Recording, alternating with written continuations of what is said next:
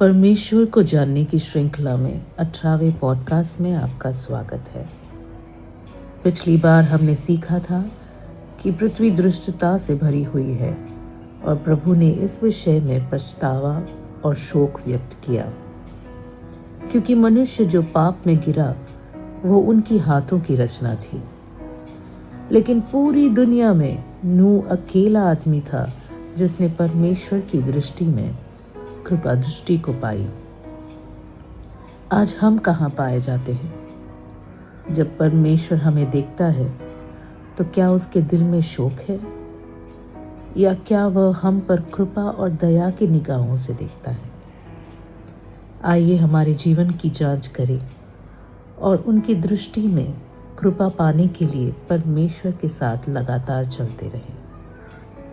परमेश्वर ने हमारे लिए जो वचन रखा है उसके और बढ़ते हुए आज के विषय पर नजर डालते हैं, जो कहता है परमेश्वर के साथ चले और उनकी योजनाओं का एक हिस्सा बने।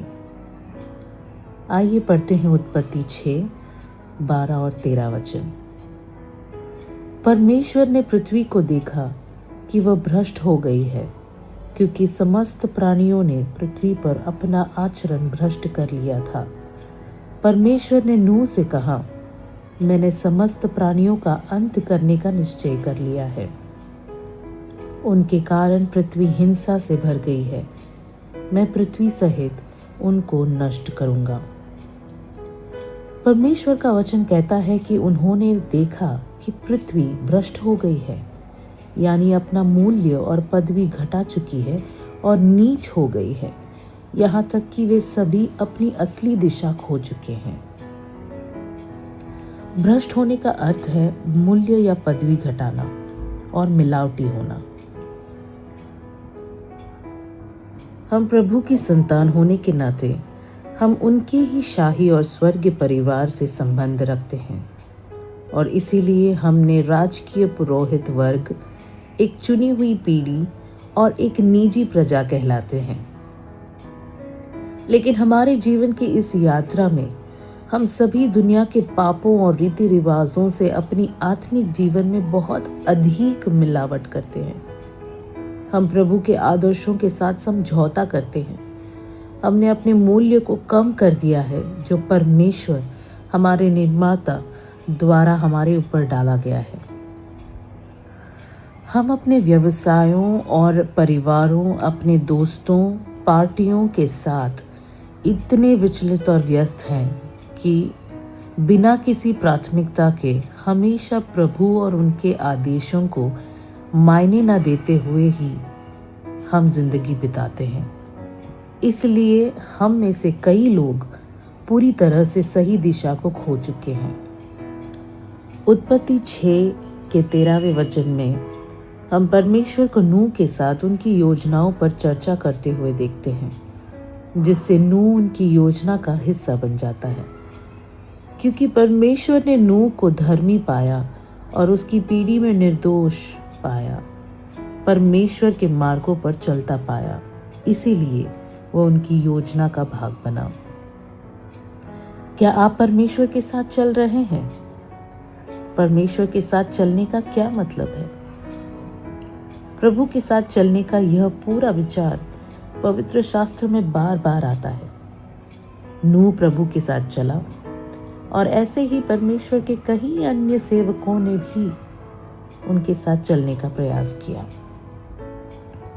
हम जानते हैं कि हमें प्रभु के साथ चलना है, लेकिन ये कैसे संभव है?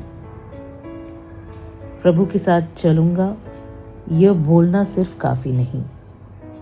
आइए 1 यूहन्ना 1 अध्याय उसका 5 से 7 पढ़े। वह संदेश जो हमने यीशु से सुना और अब तुमको भी सुनाते हैं, यह कि परमेश्वर ज्योति है और उसमें कोई भी अंधकार नहीं। यदि हम कहते हैं कि हमें उसके साथ सहभागिता प्राप्त है, किंतु अंधकार में चल रहे हैं, तो हम झूठ बोलते हैं और सत्य के अनुसार आचरण नहीं करते। परंतु यदि हम ज्योति में चलते हैं, जिस तरह वह स्वयं ज्योति में है, तो हमारी एक दूसरे की सहभागिता है और उसके पुत्र यीशु का रक्त हमें हर पाप से शुद्ध कर देता है। यह वचन कहता है, अगर हम कुछ कहते हैं और कुछ और ही करते हैं तो हम झूठ बोलते हैं। प्रभु के साथ चलना मुंह ज़बानी अंगीकार से अधिक है। यह एक जीवन शैली है। हम क्या करते हैं, ये हम जो कहते हैं उस पर बहुत ही भारी पड़ता है। बाइबल में प्रभु के सेवक जो वफादार कहलाते हैं, उन्होंने भी कोई ना कोई गड़बड़ जरूर की है, लेकिन वे लगातार पश्चाताप करते थे और मृत्यु तक प्रभु का अनुसरण करते हुए वापस लौट आते थे। परमेश्वर के साथ चलने का मतलब यह भी है कि हम यात्रा में हैं और कहीं जा रहे हैं। परमेश्वर ने हमें उनका वचन दिया है जो कि एक पद प्रदर्शक है, और हमारे पास गवाहों की एक लंबी रेखा है जो स्वर्ग के रास्ते की ओर इशारा करते हुए हमारे आगे विश्वास की राह पर चले हैं। हमारे पास आत्मविश्वास है क्योंकि प्रभु ने खुद यह रास्ता बनाया है। प्रभु यीशु ही वो रास्ता है, स्वर्ग का एकमात्र द्वार है। परमेश्वर के साथ चलना ऊर्जा की बर्बादी नहीं है। हमारे पास एक लक्ष्य और एक उद्देश्य है। परमेश्वर के लोग मसीह और उसके राज्य पर ध्यान दें, क्योंकि उसी से सब कुछ है। अगर हम नूह के समय के लोगों की तरह व्यवहार करना जारी रखते हैं तो हम निश्चित रूप से नष्ट हो जाएंगे, क्योंकि न्याय का दिन आने वाला है। क्या हम भ्रष्ट लोगों के रूप से बुलाया जाना चाहते हैं, जो इस धरती पर के कुछ ही पलों का आनंद मनाते हैं, या फिर हम सर्वशक्तिमान परमेश्वर की योजना में रहकर यीशु के साथ एक अनंत काल का जीवन चाहते हैं? चुनाव हमारा है। प्रभु की कलीसिया सही चुनाव करे और दुनिया और यीशु में हम सिर्फ यीशु को चुनें। परमेश्वर आपका भला करे।